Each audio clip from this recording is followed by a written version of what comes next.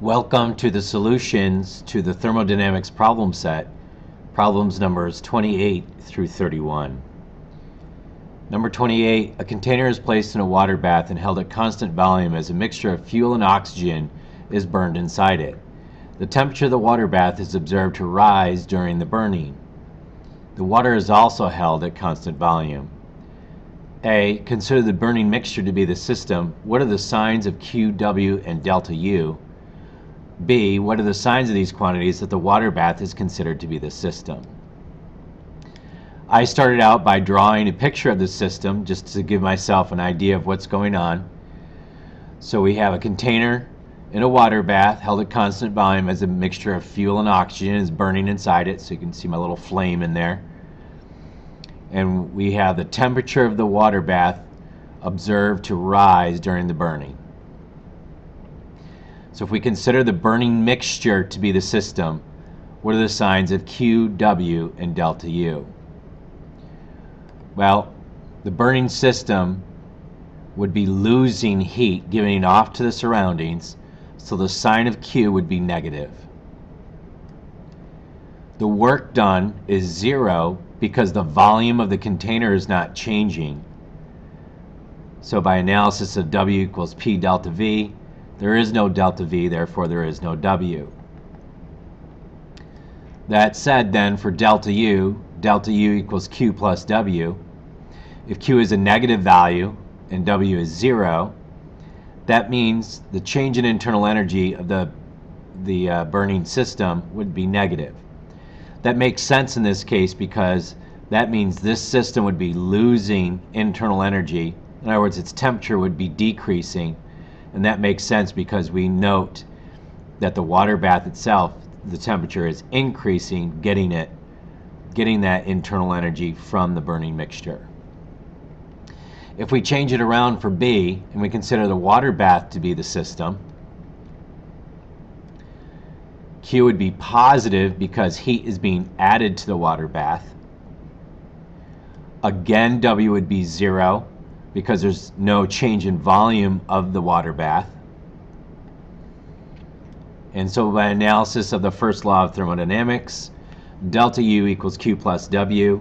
Q is a positive value plus the work, which is 0, making the overall change in internal energy positive. And that's consistent with an increase in temperature, which is directly proportional to that internal energy. Okay, moving on. 29.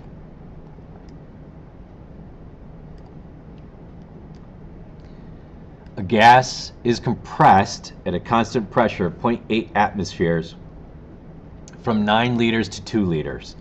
In the process, 400 joules of energy leaves the gas by heat. What is the work done on the gas and what is the change in the internal energy? Clearly, the 0.8 atmospheres is the pressure, though not in standard units. The 9 and 2 liters are volume, though not in standard units. And the 400 joules is the Q value. And we notice that the energy is, the heat is leaving the gas, so our Q value will be negative. In A, they want W, and in B, they want delta U. Well, for A, the work done would be negative P delta V. Making our substitutions, negative 0.8 times 10 to the 5th to make that pascals. Change in volume is final minus initial. So it would be 2 times 10 to the negative 3 to make that meters cubed, minus 9 times 10 to the negative 3 to make that meters cubed. Performing the calculation, pause if you need time, we find W to be a positive 560 joules. We now can go ahead and use this to answer B. First law of thermodynamics, delta U equals Q plus W. Delta U equals a negative 400 joules since it was lost, plus the positive 560 joules of work. And that gives us a delta U value of 160 joules. On to number 30. A gas expands from I to F as shown in the graph in number 25 above. The energy added to the gas by heat is 418 joules when the gas goes from I to F along the diagonal path. We want to know A, what is the change in internal energy of the gas? B, how much energy must be added to the gas by heat for the indirect path IAF to give the same change in internal energy.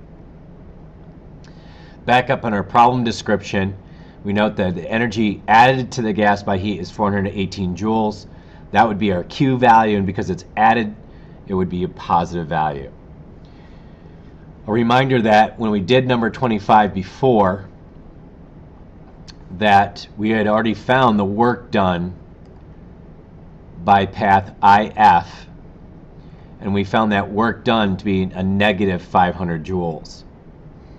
A review of that is that's the area between IF and the volume axis, and it's negative because work is being done by the gas since the gas is expanding, so it's got to be a negative value.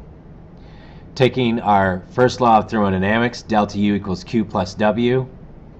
Delta U is equals a positive 418 joules of heat plus a negative 500 joules of work done. That gives us a change in internal energy of negative 82 joules. In B, they want the change in internal energy to be the same, but they want us to take an indirect path, IAF, to get from the beginning to the end.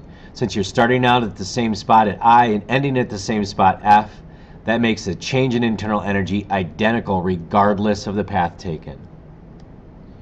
So all we need to know is the new work done from IAF.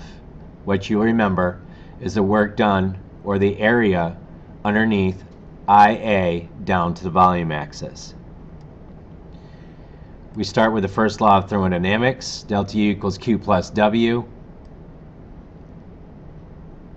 We want the same change in internal energy, negative 82 joules. We're looking for the heat, and we calculated before, back in problem 25, that the work done on that indirect path was negative 800 joules. Solve for Q, and we get a positive 718 joules of heat needed to perform that task.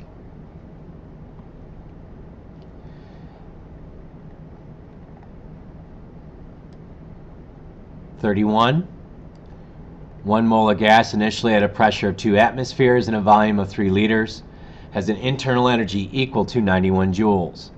In its final state, the gas has a pressure of 1.5 atmospheres and a volume of 0.8 liters, and its internal energy equals 180 joules. For the paths IAF, IBF, and IF in the graph below, calculate the work done by the gas and the net energy transferred to the gas by heat in the process. What I did to start out with was I labeled the beginning point as the internal energy of 91 joules as given in our problem, and the end point an internal energy of 180 joules.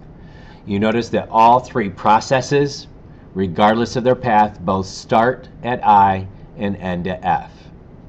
Therefore, the change in internal energy for IAF, IBF, and IF itself are all the same. So we know our change in internal energy simply by taking the final minus initial quantity. We know the work done is going to be the area underneath each one. So for IAF, no work is done from I to A, no change in volume. So the work done is line segment AF down to the volume axis. For IBF, work is done from I to B, but not from B to F.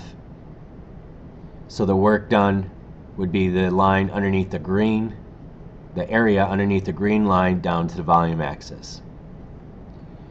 And for I to F directly, it would be the area between the blue line and the volume axis. All right, so now that we can know the ability to get all those quantities, we can calculate A, the work done, and B, the net energy transferred to the gas by heat in all three processes. What we see in IAF is the work done is 1.5 times 10 to the 5th. Remember that values have to be in pascals, that pressure has to be in pascals, and volume has to be in meters cubed. So 1.5 times 10 to the 5th pascals, 0.5 times 10 to the negative 3 meters cubed, gives us a negative 75 joules of work done. Delta U equals Q plus W. 180, which is the final internal energy, minus 91, which is the initial internal energy, equals Q plus negative 75. Solving for Q, we get a positive 164 joules of heat. For the indirect path IBF, the new work done is the new area, 2 times 10 to the 5th pascals, times 0.5 times 10 to the negative 3 meters cubed. Multiplying those quantities, you get negative 100 joules.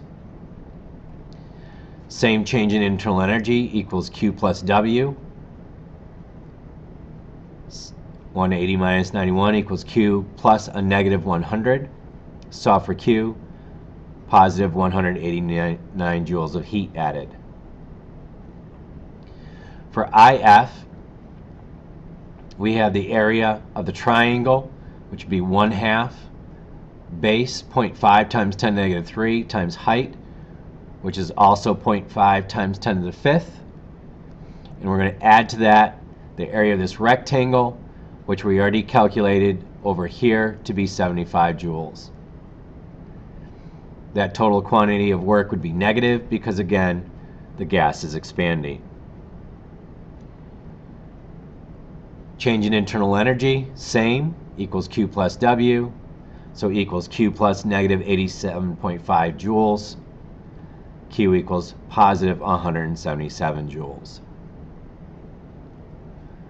Hope these practice problems have been helpful, and more to come as we do problem 32 in class tomorrow.